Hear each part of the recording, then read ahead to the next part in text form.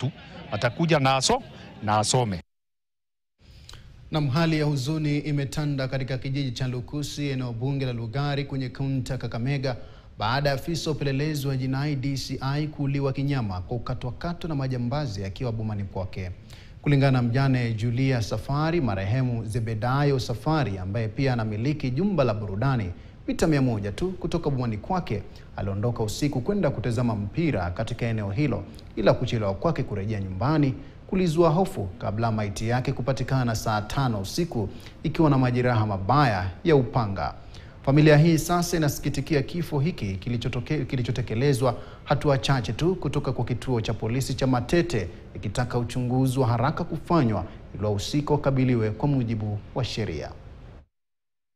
Kufikia masaa 5 kuangalia kwa simu na mpaka saa hizi msaja ingia nini mbaya, ndio nikapigiwa kijana mwenye anafanya kwa guest house, nikamuuliza bronya, baba yako bila alikuja huku mpaka saa hii ama wangali wanaona wanaocho mpira?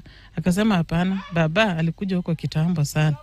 Bila nilisikia tu alikuja huko kitambo na nikashtuka sana, nikachukua torch nikatoka na mlango ya mbele hii, nikaanza kumulika nikienda upande huko kwa maduka.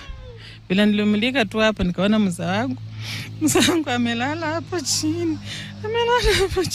Kata huku panga, wamekata huku mara 3 na kichwa ilikuwa imepasuka. Tukatoka tukapeleka Lugulu. Wenye tulifika Lugulu wakimtoa kwa gari hiyo Land Cruiser, wakimweka kwa hiyo machela kupeleka huko kwa mochari, ndio tuliona kumbe walikuwa wamepasua mbavu, nimepita mpaka kwa tumbo. Watu ambao walitenda hicho kitendo wakasema kwamba hawatajulikana.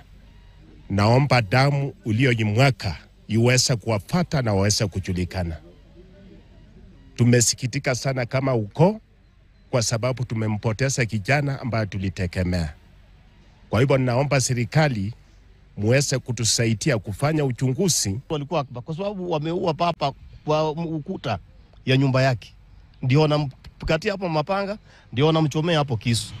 Hii pana nini na nyumba yake ni yuko tu kwa boundary. Nyumba ndio hii huku na baba ndio huku.